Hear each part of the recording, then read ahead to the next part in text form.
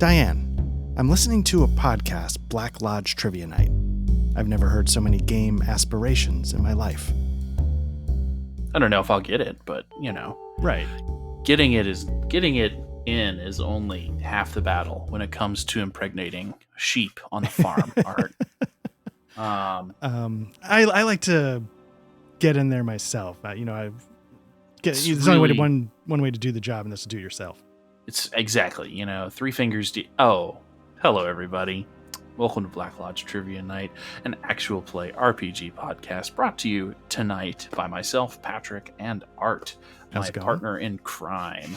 So we're down to Matt today. It was kind of last minute, but we said, the people demand bread and circuses still, so the show will go on, and I've done enough of the bailing at the last second. So Matt, hope everything's good out there for you, bud. But we will do our damnedest and abandon you behind. So here we are. Yeah, I'll never forgive, but go on. No, never. So because we're pivoting, Art has graciously allowed me to say, fuck it, let's play Into the Odd. So I am excited about this. it's going to be very, very we're doing this live. This is not planned, so this is a live RPG live play. So Right, we're just diving in literally cold. Like 5 minutes ago, we're like, oh shit, what are we gonna play?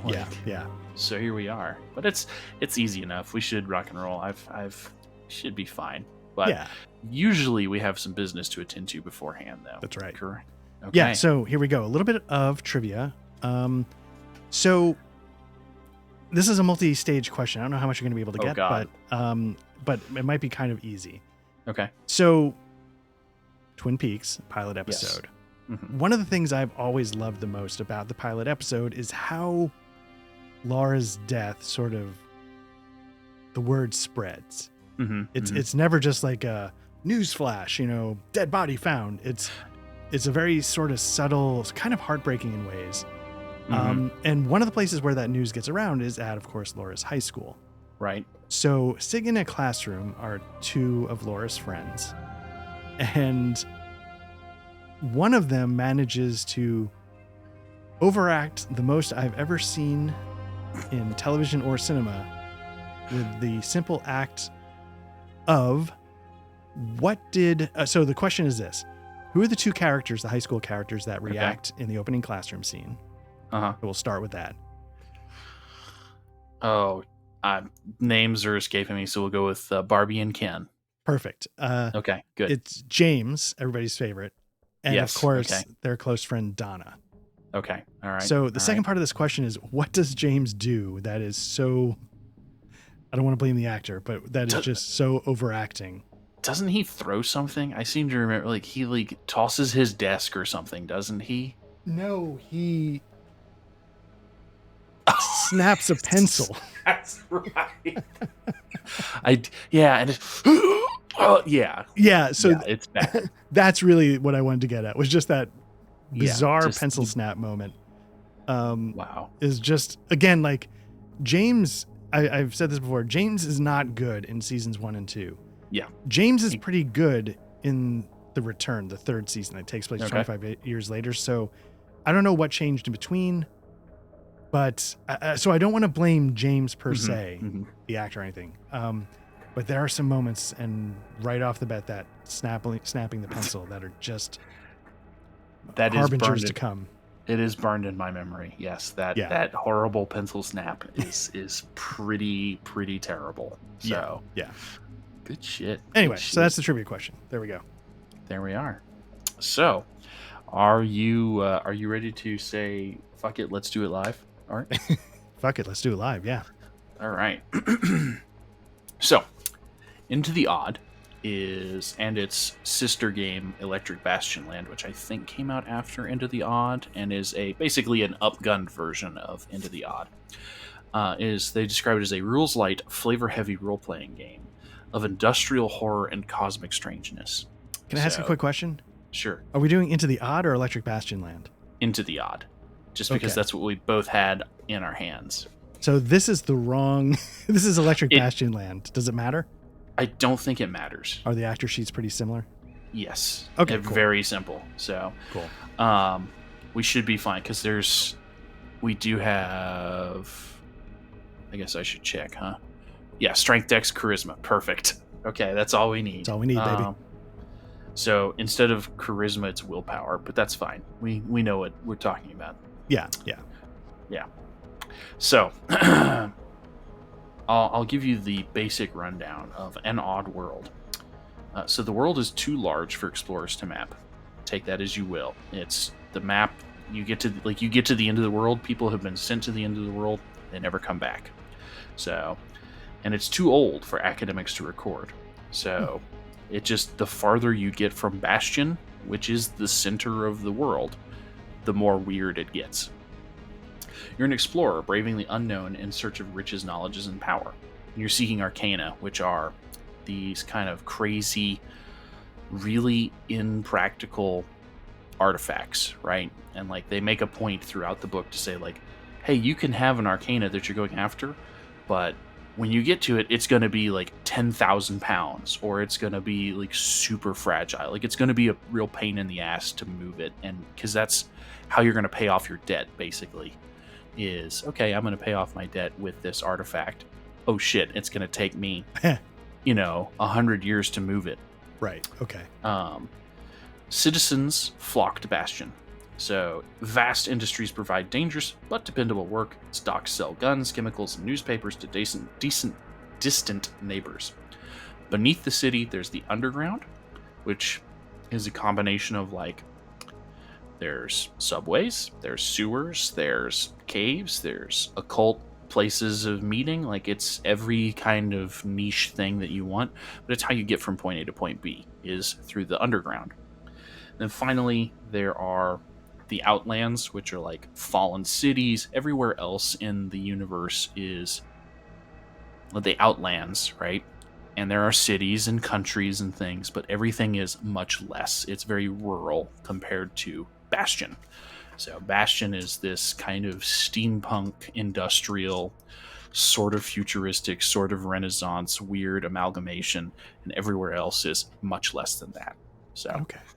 May I just quickly ask then? So, because Bastion is the central location into the odd, Electric Bastion Land, is that just sort of like a more sci-fi, cyberpunky kind of vibe, or? It's the same world. It's just, like I said, it's just kind of like, this is like, I don't want to say that this is like training wheels for the setting. Okay. But this is, I think this, again, I could be totally wrong, but I think this is where it started.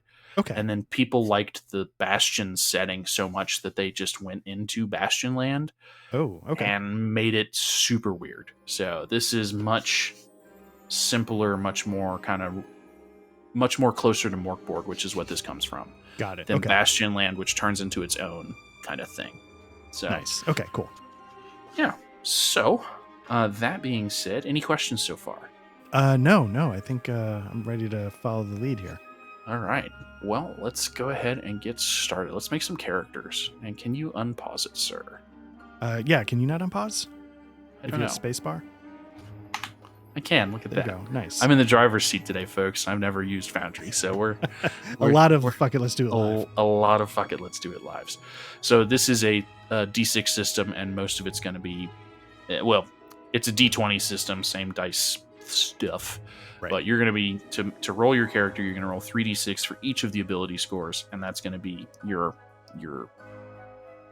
upper limit. You're rolling your limit. Okay. And it is in order. This is very old school. You're just going to go boom, boom, boom. So this is strength. Not bad with a 14. It's pretty good. Whoops, not 41. I'll fix the rest later. Next one is Dex. 10. Ooh. Not great. Average. And then the willpower is charisma, because we have the wrong module. Nice. Okay, 13. Pretty solid. All right, and then go ahead and roll a d6 and that's going to be your hit points. Okay. Ooh. Nice. Excellent. So characters die a lot in this. They are not meant to be any kind of extended character that sits around, right? So I really like the way that character creation is done, because you're pretty much done. Oh, nice. Okay. So what you do, you get a starter package now on the starter package table, which in your book is on page 10.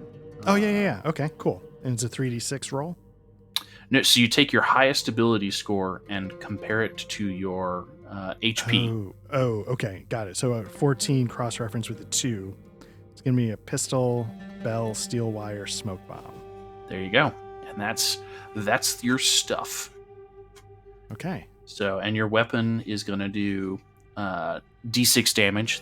There is no to hit in this game. It's just, hey, you've done this damage. Or they're going to roll a save, and then you're going to do damage. There's no to hit in it. Okay.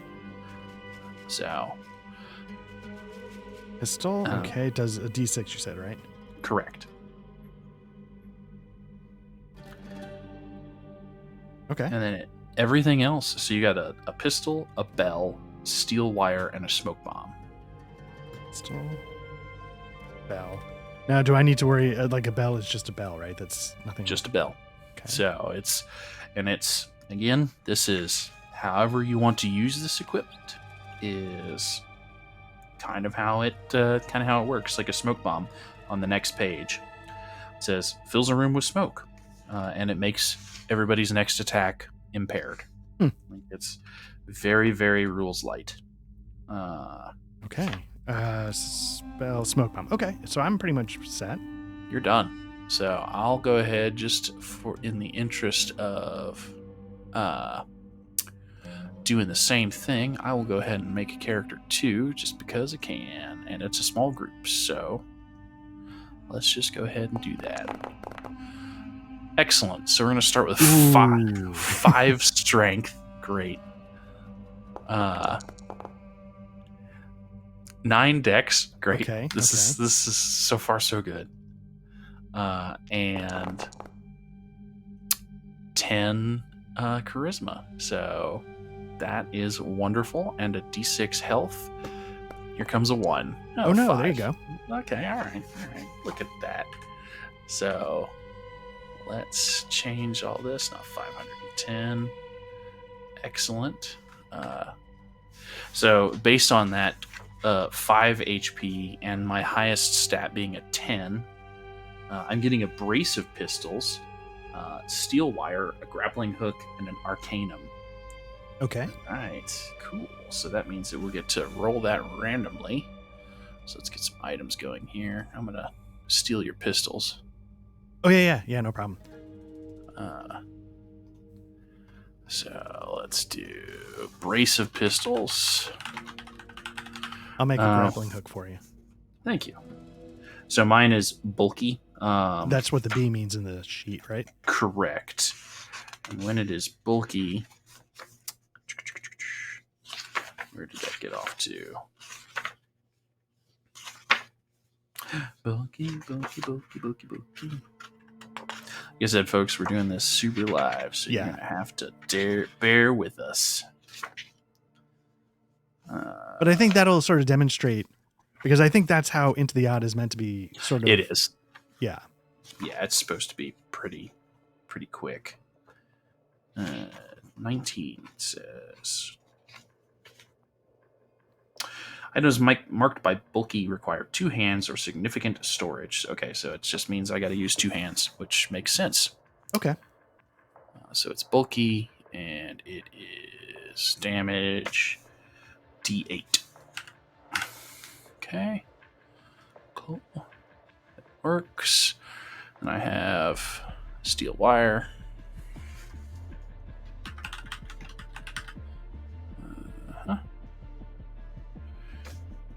Grappling hook. Oh, I see. So you're going to get to roll on the Arcana table because you have. Because my health is shit, or my stats are terrible. Well, it's also because you have Arcanum as a starting yes. item, right? Oh, right, because that's sort of the trade-off for being a gigantic floppy bitch. Exactly. So Arcana. Basically, we're going to come in here, and I'm going to roll I believe it's a D66. That's correct. Let's do page 20 of the book. A 7. Which means... What? Okay. That's not what I wanted, so I'm going to roll 2d6. Oh, I see. You just 2d6. added it, right? So Yeah. 3. And a 3. 33. Okay, there you go. A heat ray. Nice. One metal object becomes too hot to touch. If it cannot be dropped quickly, somebody suffers D8 damage. So now they let you kind of go up to your imagination on that of what does that look like. So because I have my VR goggles, I'm gonna go Cyclops. My VR goggles are gonna be the heat ray for that. I like it. Very nice. Because why not? D8.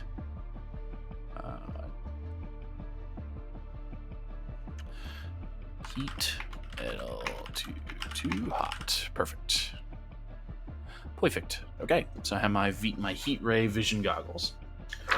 Okay, and that is pretty much that. We have our characters.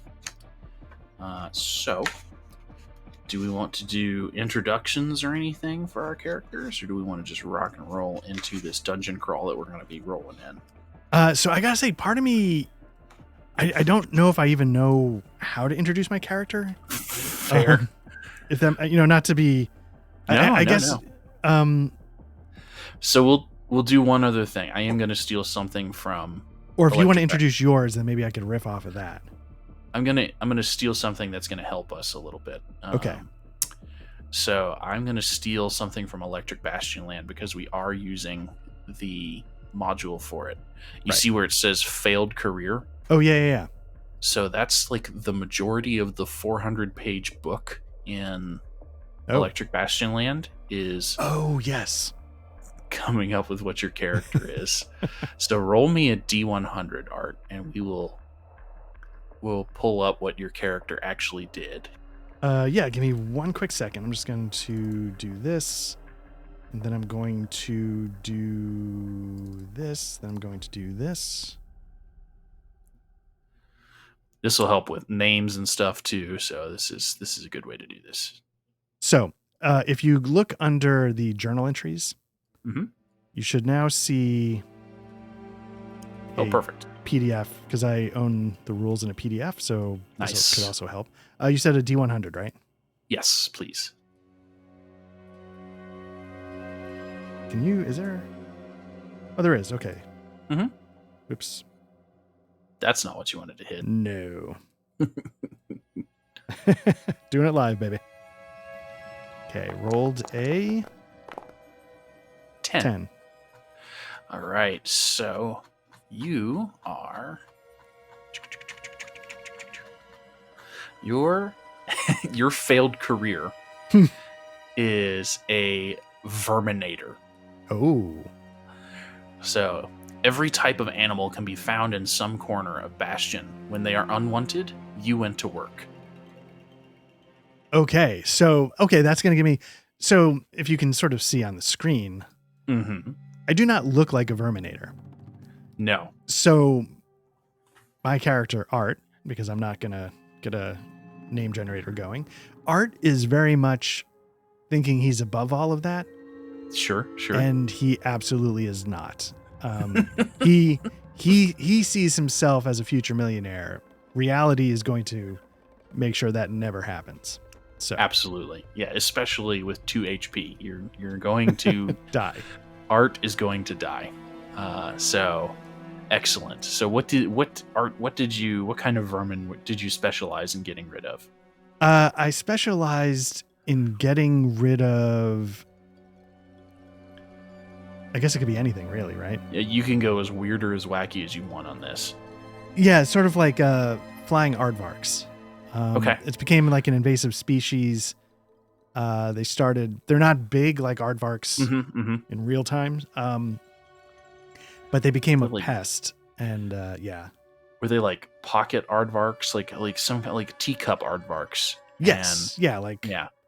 So it was Art's aardvark exterminator. Exactly. Art the aardvark eradicator. Yeah, I was trying to think how we can make it AAA, but yeah. Yeah. For the phone. Excellent. Book. All right. Perfect. All right, I will go ahead and roll as well to see where my funky thing came from. Oh God, a 98. Ooh.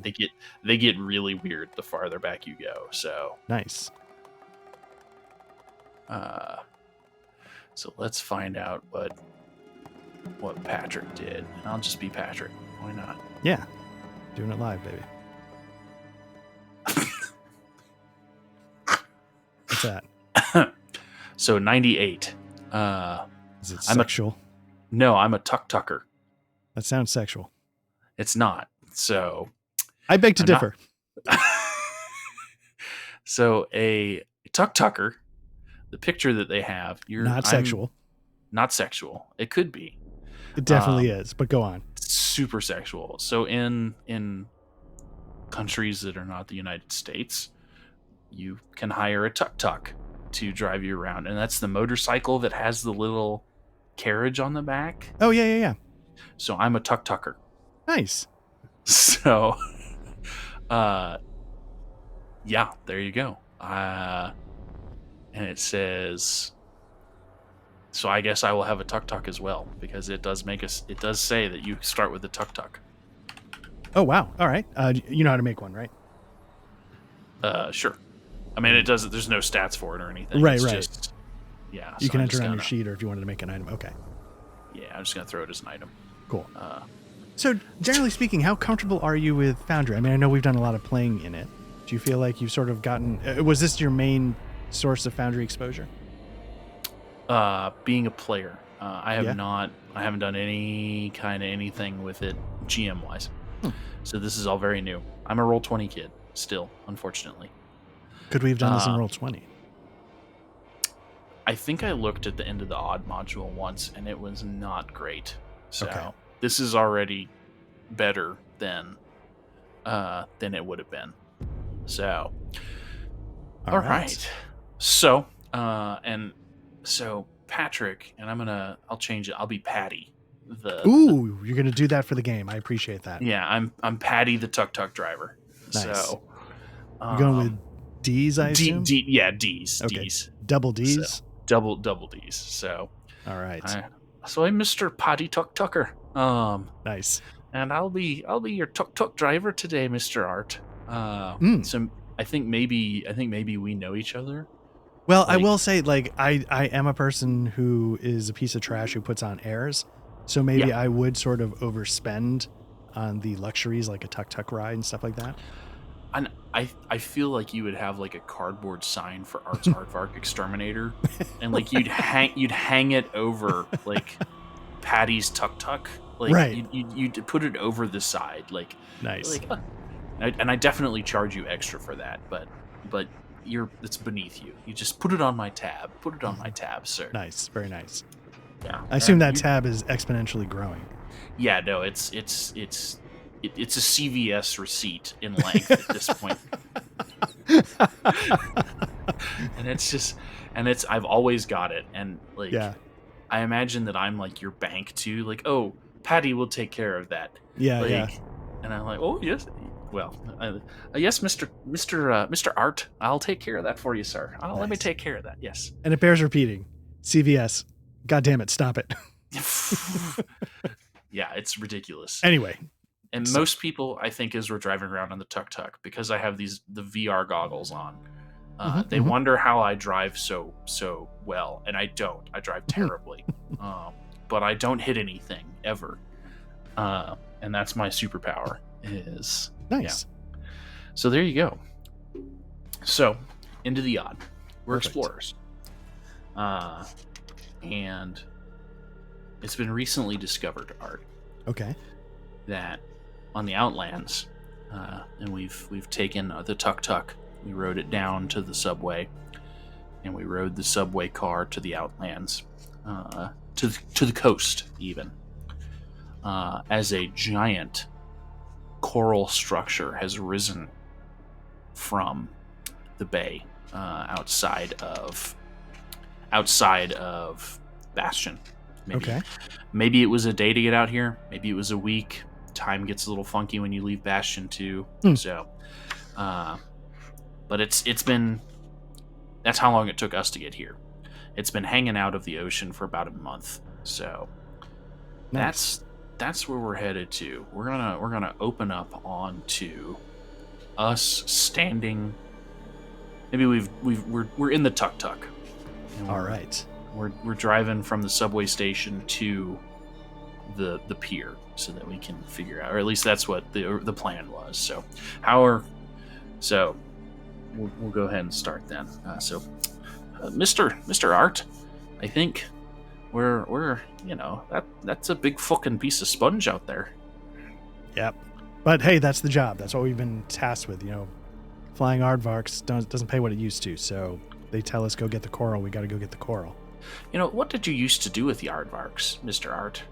Oh, well, you know what? Since we've known each other for a while, there's the story I would tell people, which is I would dispose of it properly. But just between us chickens, just the weirdest things. I have a whole collection of them. Like I have I don't know a lot of people. So I found on the streets an old dining table and I managed to drag it back to my poultry living arrangement. And I sort of set up with taxidermy our aardvarks, sort of like an ongoing sort of political negotiation. So you're making a real, you're really leaning into this whole Brutus and Caesar thing with the aardvarks. Et tu aardvark. Mm-hmm. Okay, all right. Well, that's really fucked up, but okay. So we're driving through the town. Is there anything? And it's again, you're a uppity guy from Bastion, Right. Why would I even look at the people of the Outlands? But would you like to do anything or stop anywhere that you would imagine in this rural town? Yes. To try. Okay. Yeah. So what I would do is, again, I believe, again, if we look at my portrait, I believe I'm a man. The clothes I'm wearing are dilapidated. They're of that status, but they are stained, torn, threadbare. But what I would do is I would want to still, and so I would have to sort of eye the prices because I don't have any money. Fair. So I'm eyeing prices for the thing I could actually afford, and then make a very demonstrated I will take this mango for and then I'll pay, but not admitting it's like my last 3 shekels I'm giving them for. Okay, so you're looking. So you tap me on the shoulder, or whatever. You tap Patty on the shoulder. Yeah, and you pass up. You've never seen these fruits before, and you all right, Mister Art. You feel a little peckish, are you? Okay, all right. Well, I'll go and see if I can find any like the job posting or whatever. Okay. Figure out where we're supposed to go. So he'll drop you off at the edge of this very strange, like the aromas in the air. It's all very, you're used to the sewers and aardvark smell, which is not pleasant, but not right. Terrible, but so there's like salt and sea foam and paprika. These are exotic things to the mix of smells. Yes. And so there's a couple of vendors. It's call it late on a Thursday afternoon, and so people are starting to pack up at this point. But there's a couple of street sellers, and you see on one side you see like a bakery tent, and then on another you see a guy who's selling sausages. And it's, yes, come get your gubgalash. Would you like some gubgalash, sir? And so Art sort of plays the part of like, I am considering this, knowing that I just spent my last shekels on this piece of fruit that now that I'm eating it, it's a little past its prime. It's a little rotten. Maybe I pick a little bit of like rot off, part of the flesh that I just bit into. And I'm like, Best customer friend, let me talk to you for a moment. You realize you are eating the skin of that fruit, right? You have not even made it to the flesh of the fruit. And this is embarrassing because I'm not quite sure how to answer that. And so I'm sort of like, why, of course, But like I know may seem unusual to you and your ilk, but I have my preferences, and as a man of stature, I believe I should be able to entertain them. I see. Usually we use that fruit for, the passing of bile in the ducts, and, that one in particular looks like it has been rubbed on the fetus of a pig, but, but I'm pride is not going to let me, be wrong.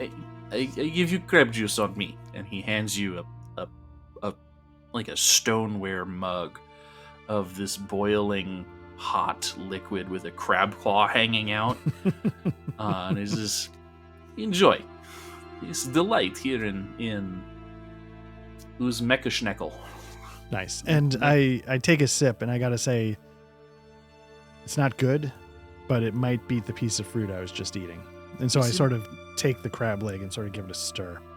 It's important to make the mix of clarified butter and rat entrails is very important.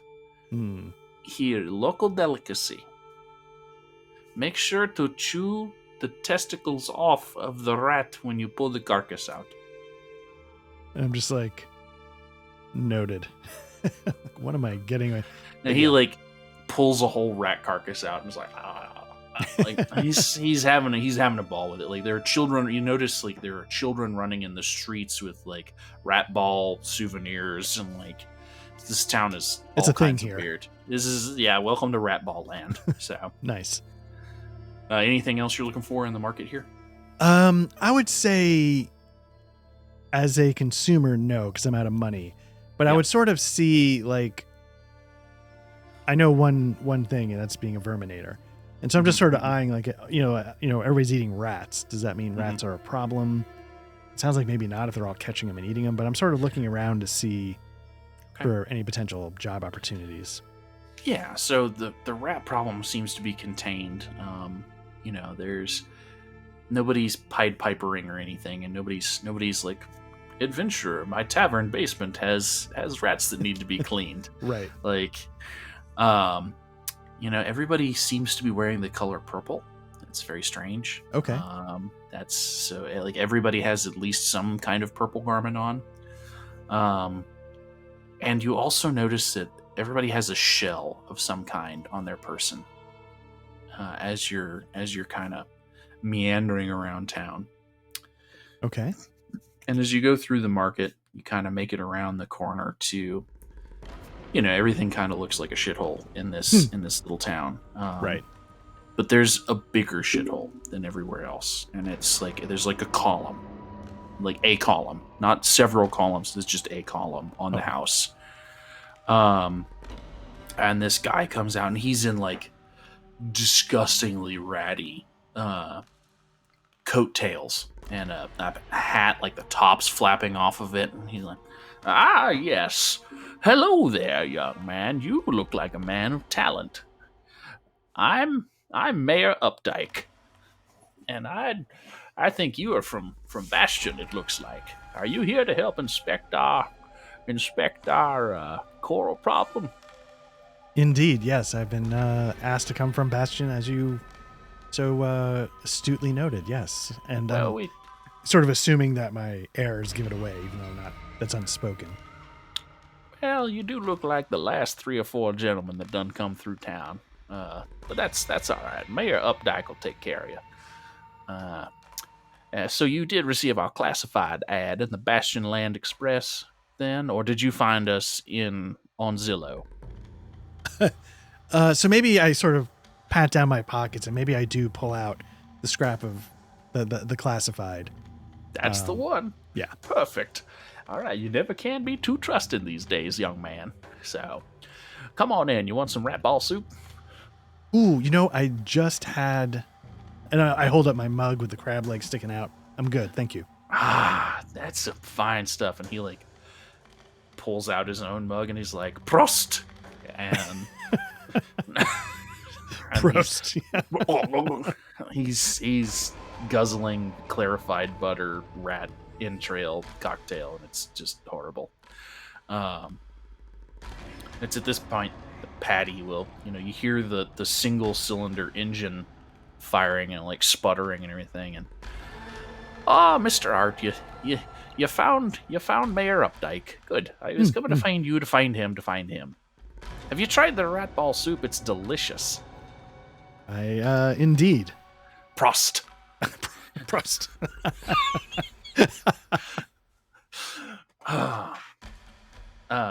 So why is Patty saying Prost? Well, it's a Bastion. That's what everybody in Bastion says. It's the very end right now. Okay. Yeah. That's my fucking culture, you wanker. Wait, what's above the table? What do Irish people say though? Salut. It's a version of salut. Right. Okay, that's what was throwing me. Okay. Cilantro. Cilantro. Yeah. Yes, I had to go back to Dairy Girls there for a second. Cilantro. Right, there we go. Such a good show. We'll stick with Prost. Prost. Yes. So, you guys have pleasantries, and this is not meant to be the whole adventure. So we'll do a little hand waving here. Basically, Mayor Updike he tells you exactly the same thing. He's like, look, I've had half a dozen adventurers come out here, half a dozen explorers from various societies. Everybody's gone in, nobody's come back out. So I really, it's not hurting anybody, but it is there, and like the bridge in Baltimore, like it's in the way of shipping. Like it's just, like really, it's just an eyesore. And oh man, yeah, R.I.P. And it would be better if it went away. So we need you to blow it up or something. Like it's just a problem. Okay. So deal with it, and we'll make it worth your while. And you can keep whatever you find inside, if that's something that you desire. And we'll give you all of the rat ball soup you can possibly want. Perfect. You don't even need to pay me. If that's what's on the table, I'll take it. Just so many rat balls. Right. Unlimited breadsticks of rat balls. Got it. Yeah, exactly. Unlimited bread balls. Anyway. So, unless you have any questions for Mayor Updike or anything, he'll arrange transportation to be like, all right, we'll get you and the tuk-tuk down to the pier. We'll get you on the ship, who's also the ship's name is Pier. It's piloted by Pierce, of course. And he will, just ignore Pierce's ship's peg leg. Nice. He's very private about it. Okay. And yeah, so there you go. Going down to the pier. Anything else? Questions for the mayor? No, I think the task is clear. Blow up the coral, and I'm good to go. All right, excellent. So Pierce is there, and he says, "Pleasure to make your acquaintance privately." And he pegs off. Both of his legs are peg legs. Nice. And he pushes the pier off the pier, and you guys are now standing on the coral. Unless you really want me to keep up with this alliteration thing. Part of me is curious how you rise to the challenge, but I think we can just go to the coral. Poorly is how I rise to the challenge. All right. So, I see that you have the book open on your screen. If you want to go to page 66, that is where we will be. That is a map that we can use. Yeah, I was just flipping through and I thought, oh yeah, like if the maps are in here, we could just... There we go. You said 66, right? 66. Iron coral. There we go. And don't read anything on the right page. Okay. I will focus. Is there a way to... PDFs where they do split pages like this really... They're annoying, aren't they? For me personally, yeah. They jam me up a little bit. But okay, so just don't read. Yeah, and even if you do, it's fine. Okay. All right. So, here we are on the iron coral, which is a strange mix of metallic and coralline materials, seeming both artificial and organic. Oops. So you are standing on the outside. It's all gray, and it is metallic. And there are a bunch of dead fish, kind of as the sea hits the coral. It's like pushing dead fish up onto the coral. Kind of stinks. Yeah. Okay. Okay. So. Yeah. So I think so. We've landed here on Area 0. Mm-hmm.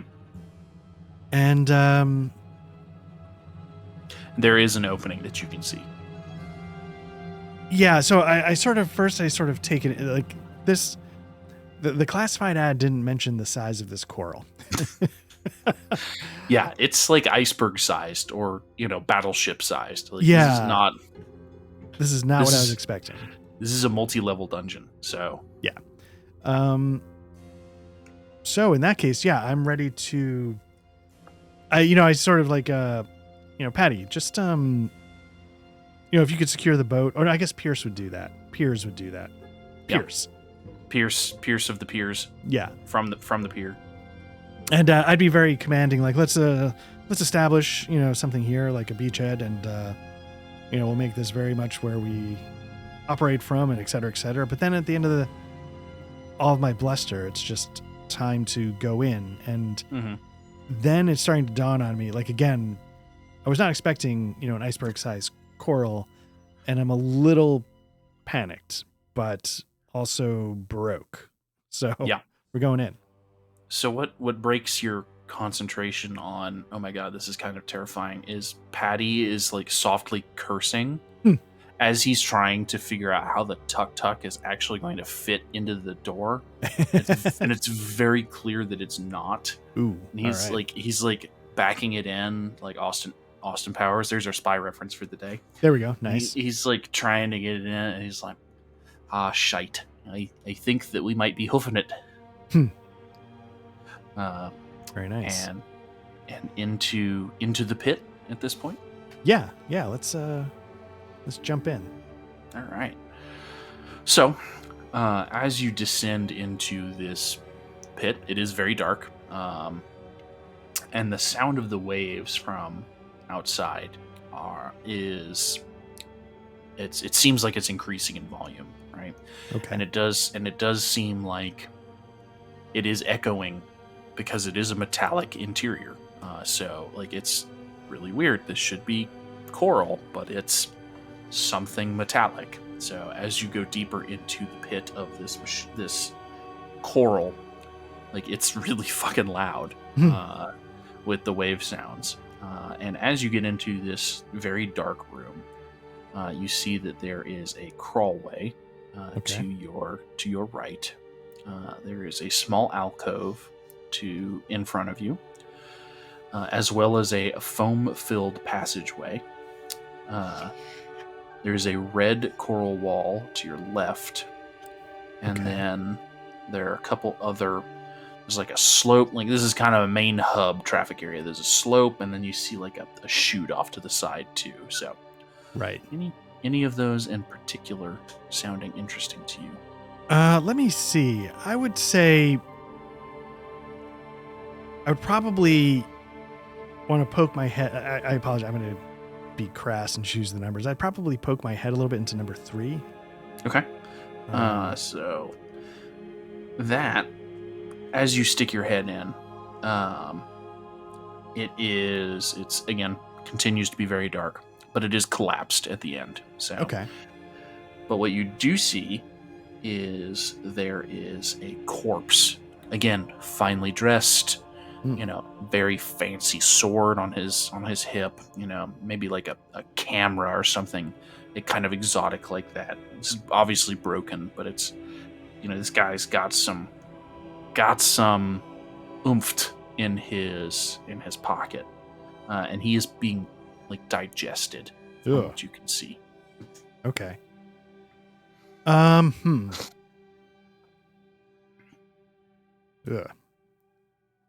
Still alive, or is he still alive? Yeah. Or no, sorry, did you say it's a corpse being digested? Yeah, he's very dead. Okay. but he's got that business going on. Mm-hmm. Am I able to grab that? Give me a dex save. Just give me a dex roll. You should be able to hit the dex button. Yeah. Let me see. I'll bring in my character real quick. Mm-hmm. Hit that dex button.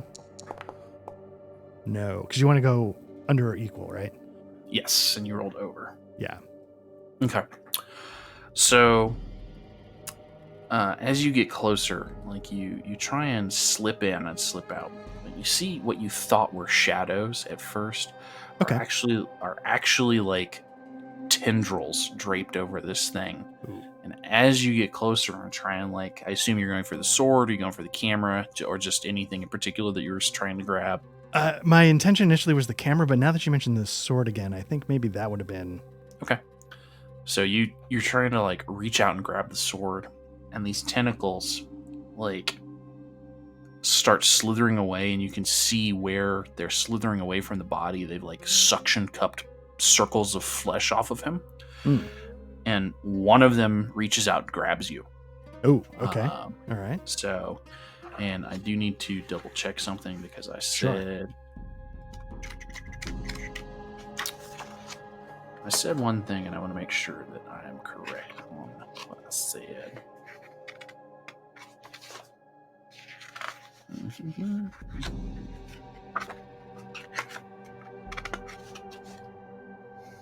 Mm-hmm.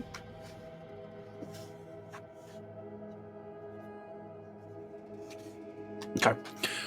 All right. So you're going to take a point of damage from that. Ooh. Okay. Out of my 2, I'm down 1. Yeah. So this tendril rips out to you. But once it touches you and sees that there's kind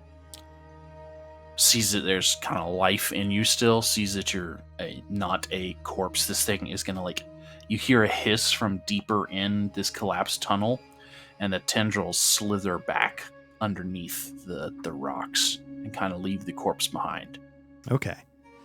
So if you're looking at the screen, Patrick, I just turned the map into a map. Perfect. So what I'm going to do now is we're in 3. So now we can actually. Excellent. There we go. And that way I don't have to actually worry about what's on the other page. There you go. So you've just been stabbed or suckered by a tendril for 1 point of damage. Okay. But it has slithered back into its hole. And by doing so, did it leave the corpse, and am I free to grab the camera and or sword? Yes, you may. Okay. Yeah, so I would turn to Patty, and I would hand Patty the sword. Okay. I'm not a frontline kind of guy. Okay. I'm more of a big picture planner. Sure. So I would take a look at the camera, though. Okay. So the camera is, it's shattered. Like as you pick it up, the lens is like falling apart, like the glass is rolling, falling out. Okay. But it does have a little bit, this kind of old timey camera. So it's got some of the flashing powder. Oh, okay. So you see that it's got enough where you could, maybe it's attached in a sack or something to it. Okay. And so we'll say that you get we'll give you another smoke bomb for that. Okay. Nice. So, very nice. All right. And Patty will take a D6 sword. And it's a shiny sword. Perfect. All right. All right. Look at that. We have stuff. All right.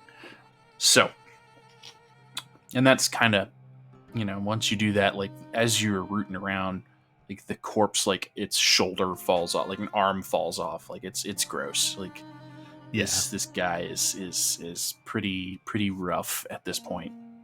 Nice. All right. Okay, so then from that, I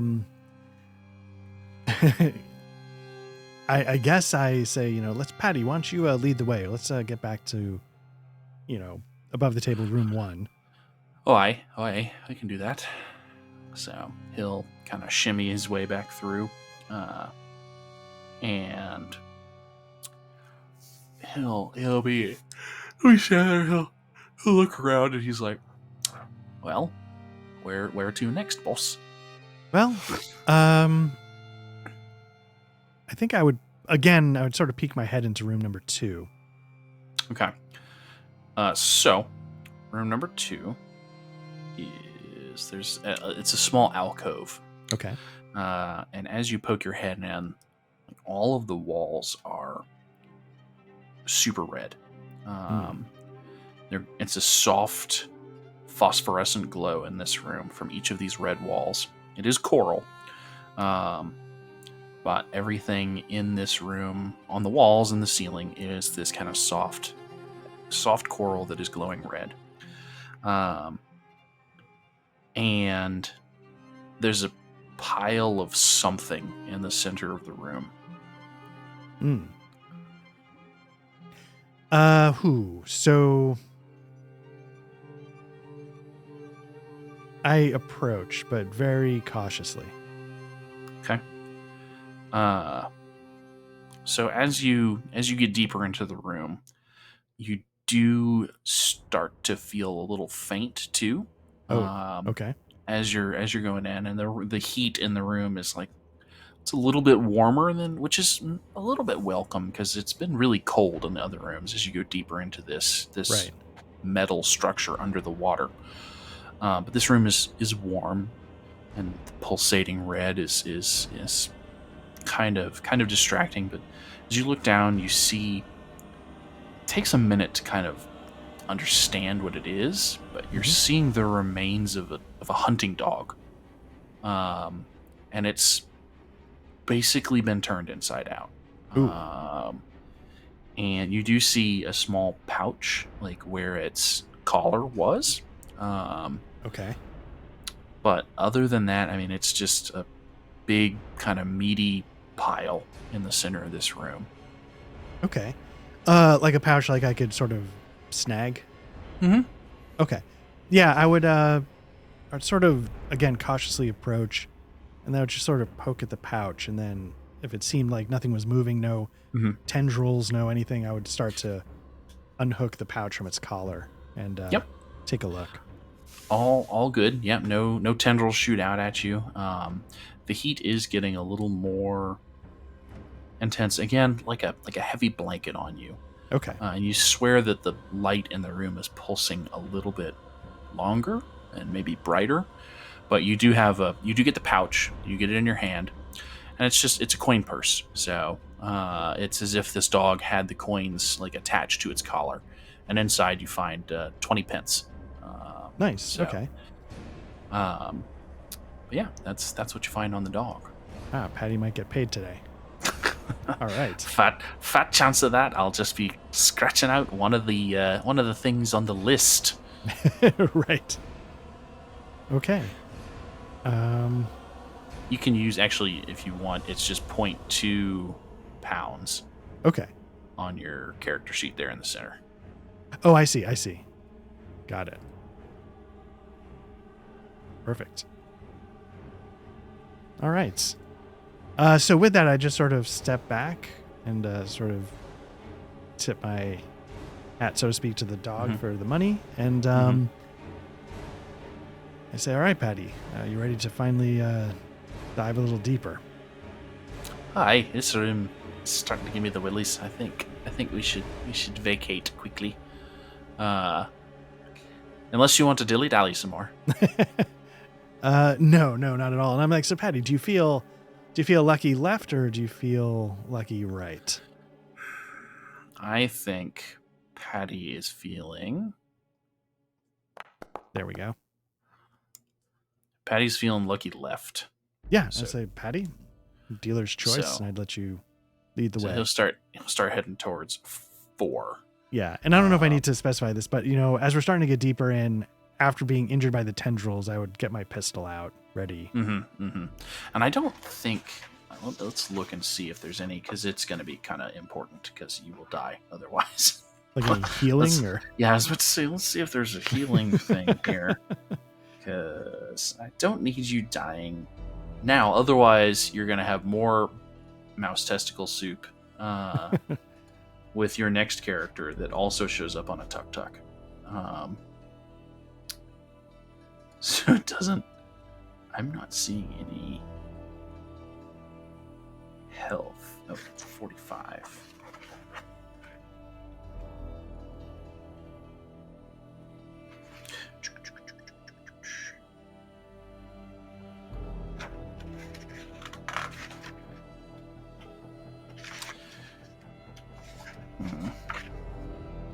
So I am not seeing anything like there are items and whatever that give you healing, but I'm not seeing any just kind of basic like, oh, let me do battlefield healing here. Right.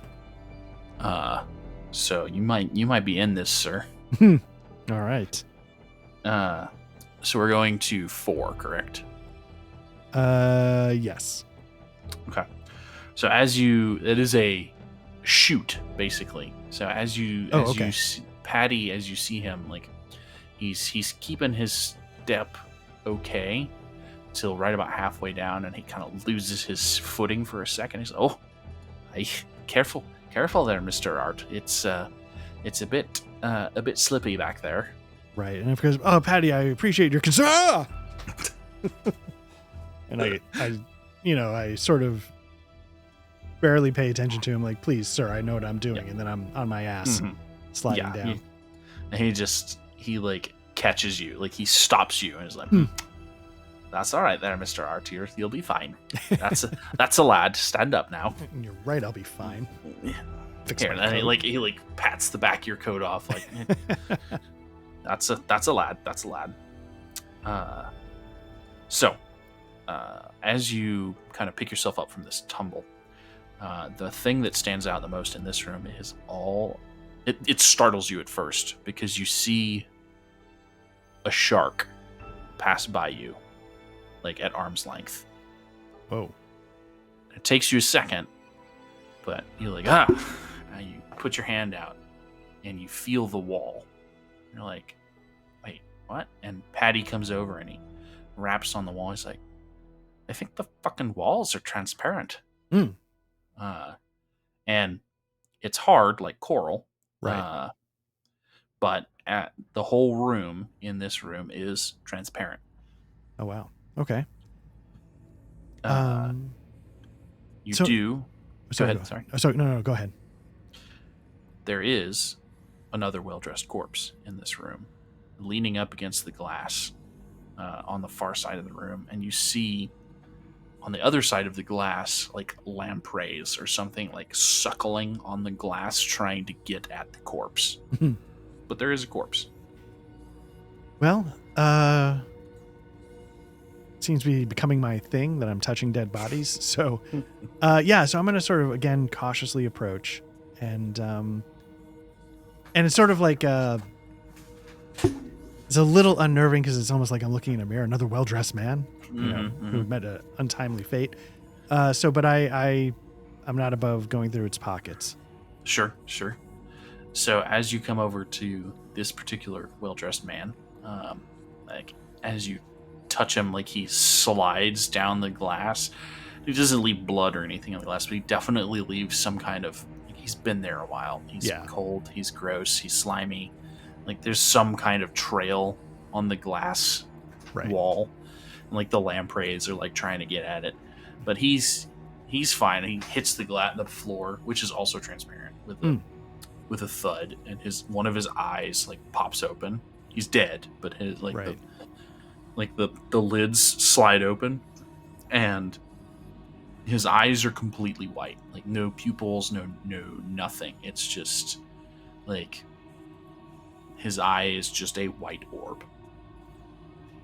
I'm like, whoa, that takes me back. And then after I sort of adjust to it for a moment, being the piece of shit I am, I go back to digging through his pockets. Okay. Nothing in this guy's pockets except a note from his wife that says, "Oh, honey, we hope to see you home soon. I've packed your lunch for you. Here's a picture of me and your 3 children. And we certainly hope no bastard goes through your pockets to see this. But, love you bunches, Hector. Right. You know? Yeah. So I do the classy thing, and I put that back in his pocket so that he has it with him for eternity. And say Godspeed, brother. And leave the corpse. Do you close his eyes? Do you do that thing too? Yeah. Partly to be dignified, but partly just because it's creeping me out. So I'm like, I sort of. So, as you do that, Oh, God. the one eye. No, this is good. Oh, okay. It's not an eyeball. You swear it's hard like a stone. Oh. And as you kind of like get closer to it, you're like, oh shit, that's a really fucking big pearl. Oh. That's in his eye socket. Nice. Well, this goes from dignified to I'm about to rip his eyeball out and get paid, baby. Yeah, you pull the spork out. The eye extracting spork. Yeah, no. I will say for about half a second there's conflict. Do I? Can I? And then the answer is yes. Yeah. All right. Excellent. So you pluck the eyeball out, which is in fact an eyeball-sized pearl that this guy has been using. And it's like, as you're looking at it, it's like property of Hector. Like, if found, please return to this address. And it's, but yeah. So please put Hector's eye pearl in your inventory. Nice. Let's see. Hector's eye pearl. Done. Okay. So it's kind of all there is in this room.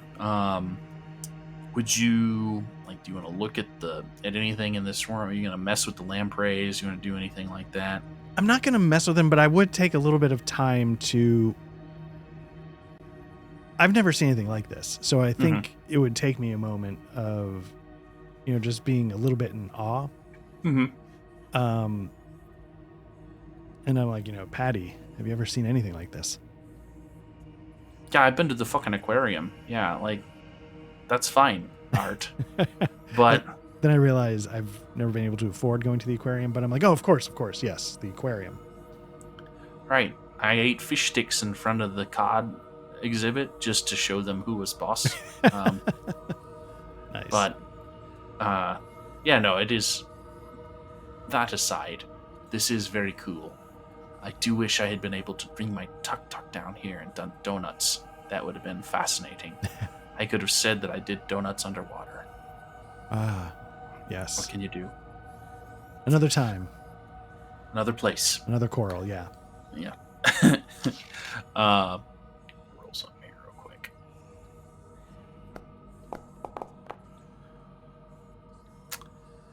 And so you said another time. He said another place. And you hear behind you, maybe another century. And there's just no cool to it. I'm like, because and I sort of spin around in a panic, gun out. Maybe I almost fire. So, popping his head up from what was previously an uncovered grate at the back, you see a guy who looks like he's been here entirely too long. You've seen the original The Thing, right? Yes. Okay. Kurt Russell's character at the very beginning, he's that giant hat on. Is that ringing a bell? Yeah, yes. This is basically Kurt Russell with a giant hat on.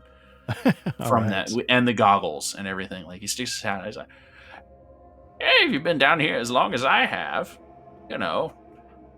you'll see all sorts of weird shit like that. And I turn to him and I'm like, friend, what are you doing here? Oh, same as you, I imagine. Trying to blow up this coral. Name's Jedediah. And so I'm like, wait a minute. How long you've been trying to blow up this coral? Well, my pocket watch stopped working about 25 years ago. And so suddenly I'm just like, oh no. And I'm like, Patty, I need you to go back to Area 0 and just make sure that Pierce is still good to go. And then if you want to come Patty's gone. He's like climbing up. He's like clawing his way up the chute. Okay. Yeah. So he's gone to do that. Okay. You're left with Jedediah and his giant hat. I'm like, Jedediah, That's my name. tell me, why have you been here for so long? Well, I kind of got turned around, don't you know? And there's just a lot of strapping young fellas in mighty fine clothes down here who just happen to have all sorts of good stuff in their pockets. And I just keep finding good stuff.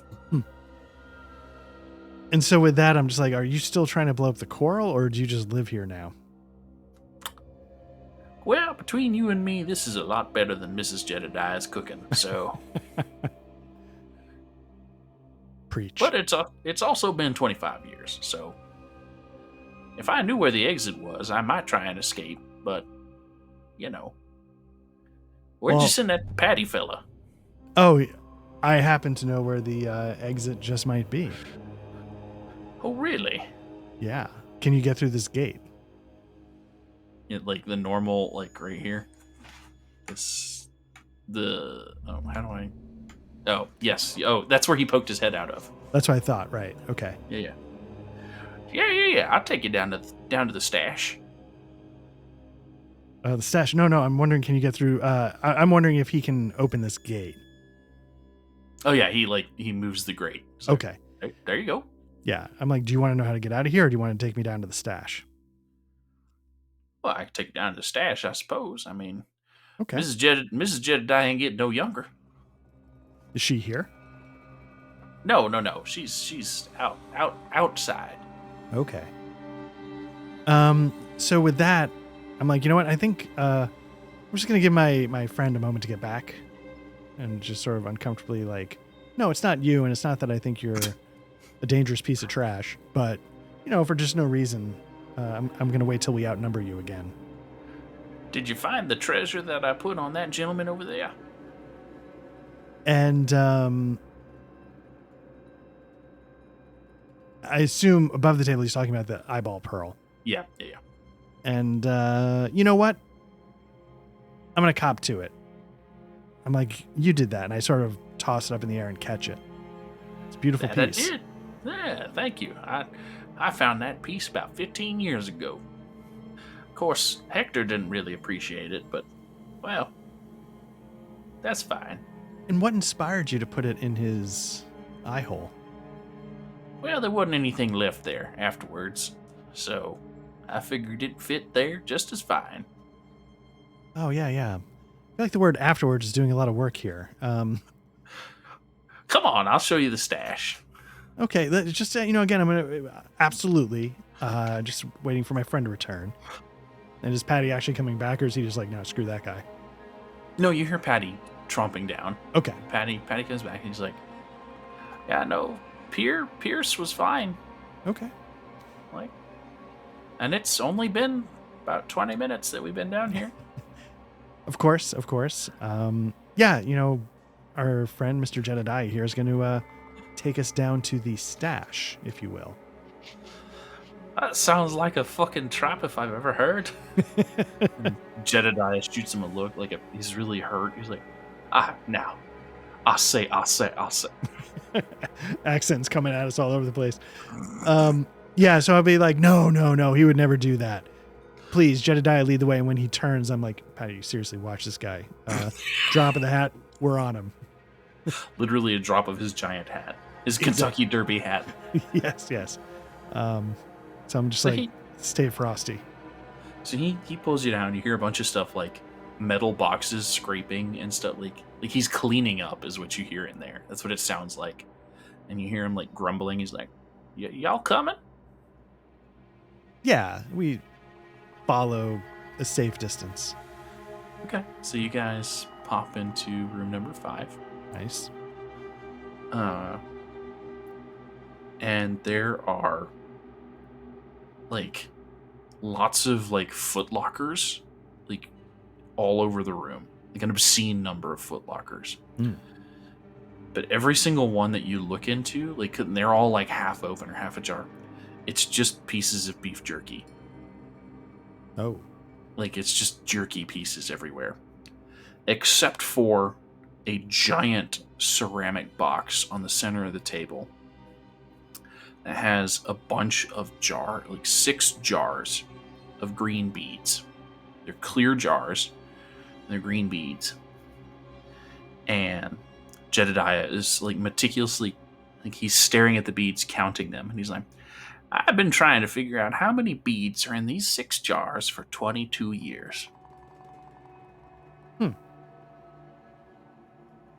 If you take 5 gold pieces and you put it on one side, you can put 4 on the other. No. Let me It think. activates the mermaid statue. Right. And I'm like, have you just ever opened them and counted them, or? he like slowly turns around. He's like, 22 years. I never thought of that. So, But oh, sorry. Go ahead. I was gonna say the only other thing that you notice in the room, probably worth noting before we go farther, is there are several symbols on the walls that are all faintly glowing red. Okay. Are they anything I've ever? Is it totally foreign to me? Totally foreign. Okay. Completely foreign to you. And the beads themselves, do they just look like glass trinkets, or does it look like these could be something? Hard to tell. Okay.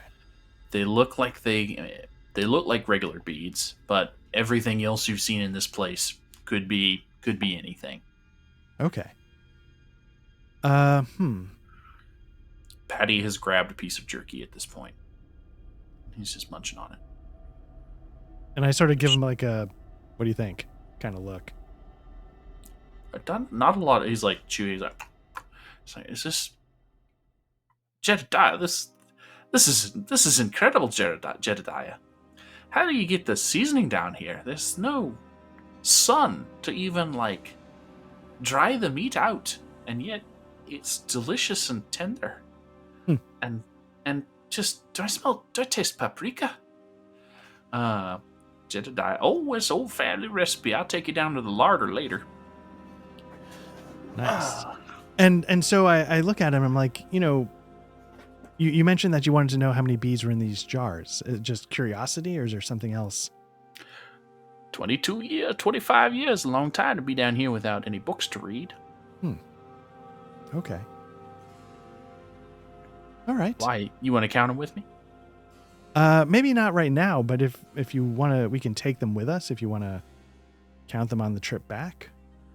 And he looks at you and he's like, you can try and pick them up. Is there any kind of like, he's got sort of like a collection of stuff, or is it just literally footlockers full of jerky and the beads? No, he's got like in the corner is his nest, for lack of a better word. Like, okay. It's like his bed that has like, it's a cot, and it's like a couple of footlockers put together that he's like, there's a couple of uniforms that he's like stitched together from other adventurers, you would guess. Okay. And like, a collection of boots from other adventurers, probably. Okay. Candles. He has candles. Oh, interesting. But they're kind of a sickly yellow. Like, you've never seen candles made with that kind of material before. Interesting. It's gross. They have a pungent smell to them too. I was about to ask, what does it smell? Okay. So I'm like, and I'm sorry. He said he was ready to take us somewhere. He just mentioned the larder. Oh, the larder. Okay, that's what it was. Okay. And I'm like, oh, so Jedediah, is this the stash you were talking about? Is this where you spend most of your time? Most of it, yeah. Yeah. When I'm not finding adventurers. Okay. Do you meet a lot of people out here? A lot of adventurers come out this way? And he looks over at the stack of boots, and he counts them. He's like, I met 11 adventurers down here. Interesting. Given that they left their boots, I assume that they never made it out of here. Oh, no, I found them all dead. I didn't kill them, but I found them dead. It has very much a "Are you a cop?" kind of. I didn't kill him. I don't know why you'd imply that. I didn't say anything. Yeah. Okay. So yeah, I would say. And in your 25 years, have you been able to explore much of this area? Is there anything we should be aware of? Oh, well, you saw the observation room. Uh, Look out for the sacks. Hmm. They pulsate. Don't don't let them touch you. Good And advice. Okay. and it's deeper than you think it is. Hmm. Like much deeper. And in your efforts, did you ever put a plan into place to blow this up? You said you came here to do that. Well, I lost my blasting powder back in '76, which must have been, what year is it now? Must have been 15 years ago. Uh, and it was quite hard to stay fed for a while. But 22 years makes a man interest a man clever when it comes to that.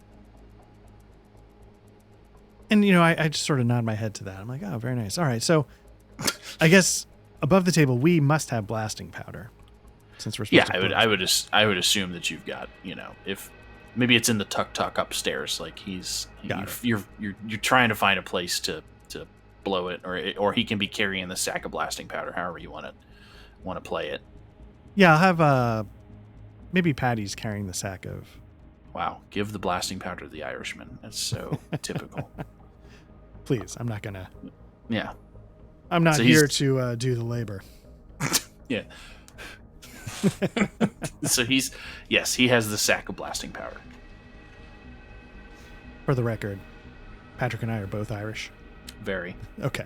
Okay. So with that, I'm like, Jedediah, where would you place the blasting powder if you were still trying to blow the coral up?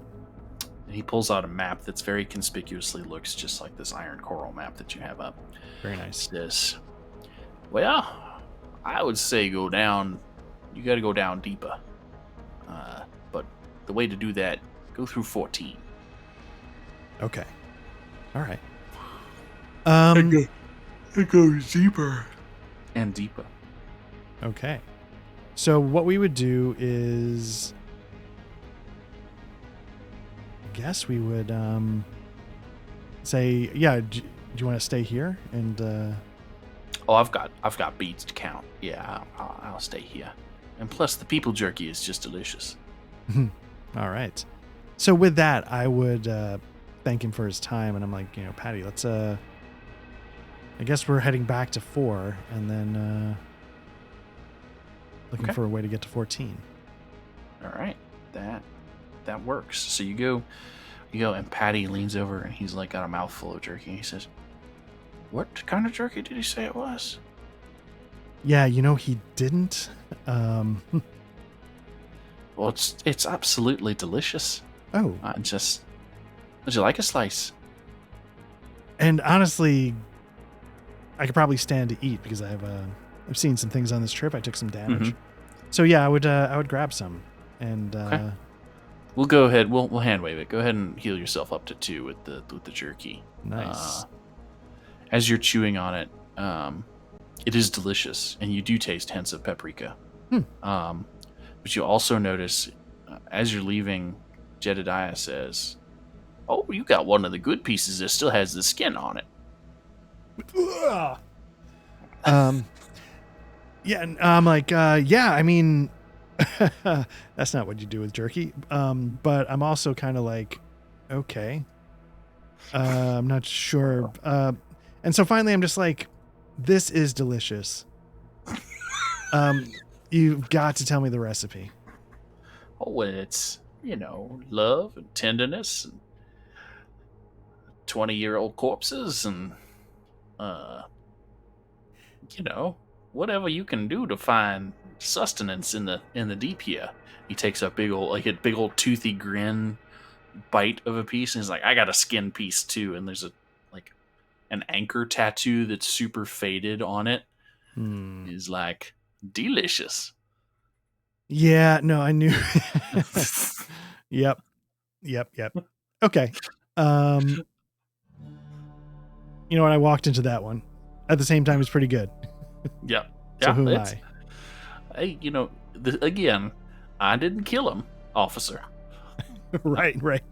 I just give what the seed gives. Okay. I take what the sea gives, and if it happens to be salty semen, then Of so be it. course. Okay. So with that, I would say, well, you know what? When in Rome, eat human beings, and we will, I guess start making our way down. Okay. So you go back up to the excuse me. You go back up to the observation room, right? That's what Yeah. you're saying, up to 4? Okay. And there is a sliding glass door that's going to lead to 7. Cool. And it's again, it's a little weird, sliding glass door, but hey, Yeah, that's fine. Yeah. win in the giant scary coral with the cannibals, Right. you do what you can. You roll with it. Yeah. Uh, So yeah, we make our way down past the door. Okay. So as you enter this room, all of the walls are covered in a yellow slime. And this slime, like, you swear the longer you stare at it, it like twitches. Ooh. Yeah. And then what you also see is on the far corner of the room, kind of more towards like halfway between number 6 and number 14, that corner of the room. Yeah. You see a disgusting creature, and it looks like a balloon, a yellow slime balloon, with 2 sucker feet attaching it to the ground like a balloon. And it's just sitting there, like, slowly bouncing into the wall, like, as it floats there. It doesn't seem to be paying attention to us yet. Correct. Okay. I'm like, Patty, unless you want to poke that with your sword and see what happens when it pops, I say we, is there anything else in the room? No. Okay. It's just those things. And then there is a going to the south on the page. Mhm. You see there is another sliding glass door that way, but then there's a corridor that's going page right. Got it. Okay. And I'm like, well, Patty, I mean, do you feel like there obviously seems to be some riches to be had, or do you feel like we've got cannibalism, we've got corpses, Whatever this thing is in the corner. Do we need to just get in and get out and get paid? I mean, Mr. Art, he grabs your shoulder and he's like, I am but a humble tuk-tuk driver. I leave the big decisions to the man who puts his sign on my tuk-tuk. So, all right. and then he, like, slowly pulls out the CVS receipt and he's like, we are working on 14 years, or however long. Right. Oof. So to that effect, I'd be like, here's what we should do. Is the blasting powder something like we can put on some kind of timer? Yeah, sure. Okay. I'm like, here's what we're gonna do. Let's take care of business, and then on our way out, let's make sure we get the job done.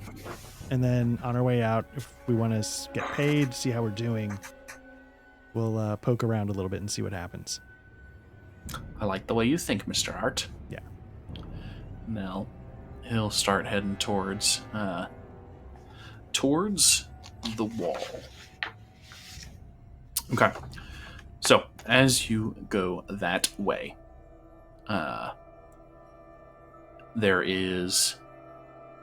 it's a big kind of open room. Okay. And as you come in, to your left, you see a very large door with more of those glowing red symbols on it. To your right, across the room, you see stairs going down to another level. Across the entire room, there is a giant glass dome, and it's full of water, as far as you can tell. It's like a bowl, a transparent bowl in the center of the room. So you have this giant bowl filled with water, and it's like murky water. Okay. There's a door to the left with the red symbols, and stairs going down to the right. I approach the symbols. Do they glow like they did in the other room? They do. Okay. But still totally foreign. Glowing like a consistent, or is there a pulse? Does it seem like there's slight pulse to okay. them. And you can feel, as you get close to them, that first room you guys went into where it got a little warm? Yeah. It's that same kind of warm feeling near it. I touch the rune to see if the heat's literally coming from that light. It is, but when you touch it, the door slowly starts to open. And so even just the slightest touch, the door swings open. And inside, you see stone walls with these glowing symbols all over them. And this is room 15. Okay. You see maybe a dozen figures in the room, kind of kneeling or sitting, all facing. There's 3 dots in the room, are 3 giant spheres made of crystal. And the husks in this room, because that's what they are, the figures are all super pale, dried out, like jerky kind of people in adventuring clothes staring at these spheres. And there are 3 crystal spheres. They're beautiful. And they're probably worth a pretty penny.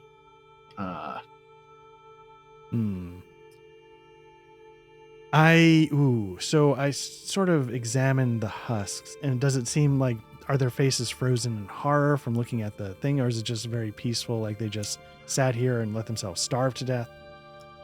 So as you reach over and touch one, it turns and looks at you. Oh. But it's not moving any more than that. It's you hear just the smallest sliver of a rattle of a breath, and then it goes back to looking at the crystal. Oof.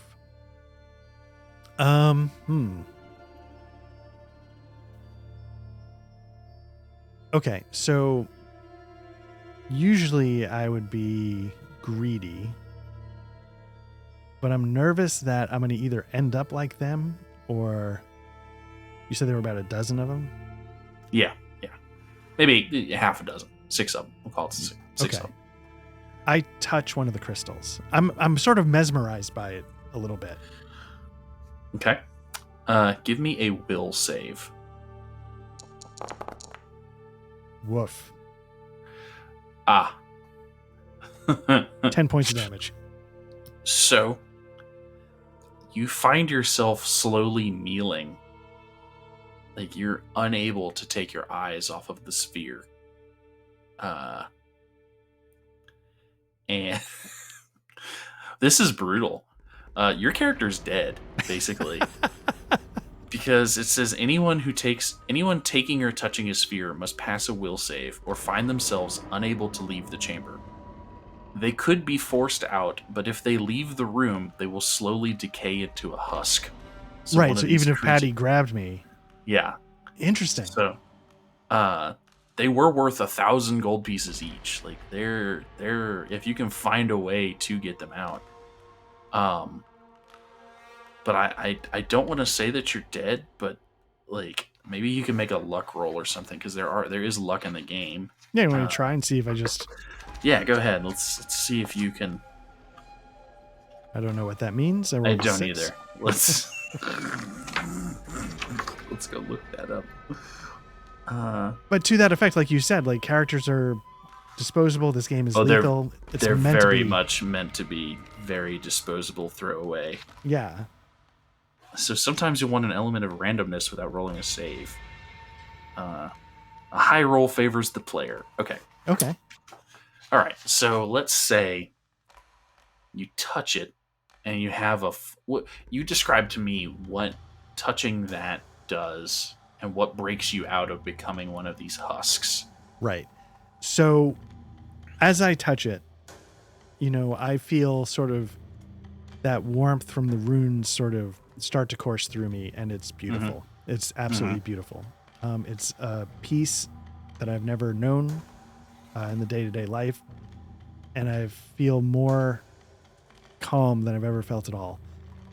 But as I'm sort of looking at it and starting to get mesmerized by it, it's catching the reflection of everyone behind me. And it's sort of making me realize, for a quick moment, I have a flash. I'm like, the reflection breaks through the inner warmth and peace that I'm feeling. And it snaps me out of it just long enough for Patty's voice to register when he's saying, Mr. Art, because Mr. Art. He sees I'm starting to lose it a little bit. Dr. Jones. Exactly. So in that, seeing the reflection breaks the spell for just a hair, and then Patty's voice calling to me snaps me out of it. Okay. So you manage to break away from the ensnaring grasp of these spheres. And are you like immediately leaving the room and slamming the door shut, or are you what's the plan here? Yeah, I'm freaked out because I realized just how close I came, like flashing before your eyes kind of thing, and so I'm out of there. Okay. So and if you're not shutting the door, Patty's shutting the door behind you. He's like slamming it, like finding something and blocking it. He's like, "Oh, Jesus Christ. That was I thought I lost you there for a minute, Mr. Art." And so I'm sort of like, honestly, I don't know what that was. It was beautiful, but and I'm clearly shaken. Yeah. So, yeah. And it's at that point that you hear that crystal, the big crystal dome, the glass dome behind you. The water is sloshing around in it now. Oh. And like sloshing towards you guys. And then like something in it is moving. And I'm like, okay, Patty, I think we need to blow this place up. So let's get down these stairs. Let's see if we can take care of business. Okay. Are you trying to like sneak around the bowl, or are you like... Yeah. Let's say like we're eyeing it, and I'm like, I don't like the look of that. So we'll sort of edge along the walls or whatever. Okay. So that's, as you do that, you're going to make it to the stairs just fine. But you swear you see a giant yellow fin pass by the edge of the bowl as you pass under it, and you catch the briefest glimpse of just teeth. Ooh. And the water splashes around in there. And with that, you start heading down to the next layer. All right. And I think, if it's okay with you, that's probably a good place to stop, honestly. Yeah. That's great. I mean, regardless, like we've got something in the tank. We can always jump back in. But also, whoops, I just banged my mic. But it was also great to give this a shot. So let me ask you a question. When we played The Conspiracist, I complimented you on your ability to come up with a lot of detail, what ended up being on the fly that made it so it didn't feel like that's what you were doing. Are you doing that here, or is there enough from... Okay. No, it's like, so I'll give you the description for like the first room. It's just the pit, dark cave with echoing waves. and then it says crawlway, alcove, foam-filled passage, red coral wall, shoot. And that's what I have. Okay. So then to that effect, do you feel like it gives you enough prompting to spark your creativity? Yeah, I think there is. So that the pit was a bad example, but like the red room with the soft room, like right. with the dog in the center, it's like, okay, the walls are made of coral and they're softly glowing, and then there's a former dog in the center, and then there's an effect like if you stay in that room too long. Right. And so like it's enough to go by. Nice. I think it's meant to be super low prep and everything. So yeah. I will say when I did like the One Ring solo, when I did specifically the One Ring solo more than Dragonbane solo, I was nervous going into it. Like, am I going to be able to come up with stuff based on like loose prompts?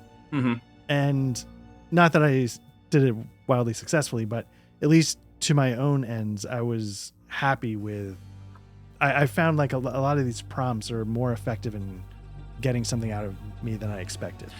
Yeah, they're evocative enough to like pull whatever, and like, you know, like the Jedediah, like he's not a character. It just said there's a wandering treasure hunter that you run into, and I'm like, okay, yeah, you know what, we're gonna go ridiculous. We're gonna pull a guy with the Kurt Russell's giant hat. Like it's gonna be fine. Yeah. Like you just roll with it, right? And yeah. I do hope that we come back to this at some point and keep, because like it gets weirder. Like this is not a standard, like even Morkborg like is it's death metal or whatever, and it's right. It's dark, but this is just a weird universe, and I'm here for it. Yeah. The one time I played Morkborg, had a blast. Pete in our Discord was running it, and but it was super dark, super gritty, metal as fuck kind of stuff. Yeah, but not weird. Like this is sort of like, Jesus, what's going on here? Like, yeah, and I kind of love that X-Files-y weird. It's very strange. Yeah, and yeah. I enjoy it. I think Pete ran me through. Were we in the same game? Too. I don't remember. Was I? I don't recall. Anyway, I don't think we were in the same live game together. Maybe not. Yeah. But it was a blast. And yeah. Well, this was good. And to this game's credit, like you were saying, it's meant to be low prep. We literally walked into this cold. Yep. And it was great. I had fun with it. So there's mechanically there's not a ton there. I mean, you know, you roll saves and you take damage, like that's it, you know? So it's, because of that, it is a lot of the back and forth kind of improv stuff to it, but that's fine too. Yeah. So. Yeah. Nice. All right. Do you want to take us home? Do you want me to wrap it up? What would you like to do? No, I can take it home. Nice. I hope you enjoyed, everybody. Once again, we are Black Lodge Trivia Night, an actual play RPG podcast. You can find us on all of the social media places. X, especially now that you can watch porn on X. Now now you can really find us. Like we're all in, baby. We're all in. The feet are everywhere. Mastodon, Blue Sky, you know, the biggest place to find us, though. Come find our Discord. Art will put it in the show notes because I don't edit anything. So Art will take care of that. Hopefully, I think next week we're off because I'm traveling. So I think you and Matt might be doing something potentially. We're going to figure it out. Yeah. Okay. And then if not, we will definitely be back in 2 weeks with Spies. Hopefully, yeah. Very nice. I'm excited. I'm ready. Jago Boswell is ready to I was ready to be in that smoky brothel anyway, but here we are. So yeah, it's gonna be good. It's gonna be good, man. Well, anyway, everybody have a good night. Art. Take it easy, Patrick, and we'll talk soon. Sounds good.